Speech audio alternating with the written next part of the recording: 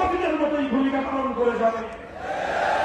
বাংলাদেশের সাম্প্রদায়িক সংঘাতের কোন স্থান না, কথা ঠিক না ঠিক?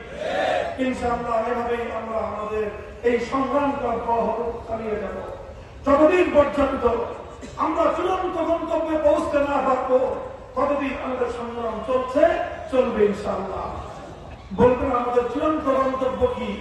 আমাদের চূড়ান্ত গন্তব্য হলো ইনসাফপূর্ণ একটি সমাজ কায়েম করা, যেই সমাজে থাকবে না কোনো বৈষম্য, যেই সমাজে থাকবে না কোনো ভেদাভেদ, যেই সমাজে থাকবে না আহারের আত্মহত্যা, যেই সমাজে থাকবে না নিপীড়িত মানুষের বঞ্চনার কোন হাহাকার, যেই সমাজে থাকবে না মানুষের উপর মানুষের প্রভুত্ব কোন শৃঙ্খল, সেই সমাজ করা সম্ভব কোন তন্ত্রমন্ত্র দিয়ে নয়, মানব রচিত কোন তন্ত্রমন্ত্র দিয়ে নয়।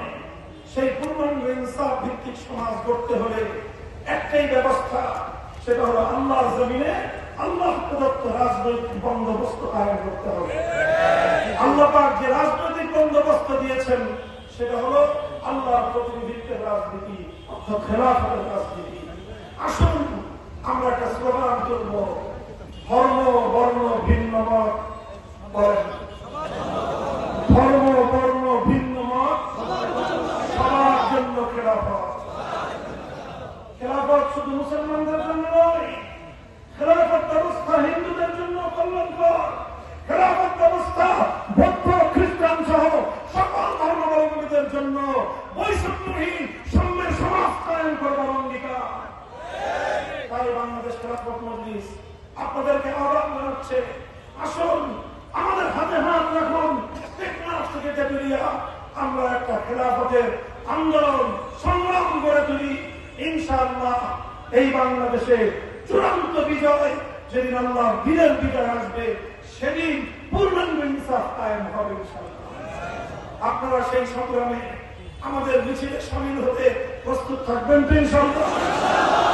আল্লাহ পাক আপনাদের সকলকে তৌফিক দান করুন। ইনশাআল্লাহ দেখা হবে আবার সংগ্রামের উত্তাল ময়দানে, কথা হবে স্লোগানে নাসরুল্লাহ ওয়া ফাতহুল করিম। বাংলাদেশ জিন্দাবাদ, বাংলাদেশ খেলাফত মজলিস জিন্দাবাদ। وآخر دعوانا الحمد لله رب العالمين والسلام عليكم ورحمة الله.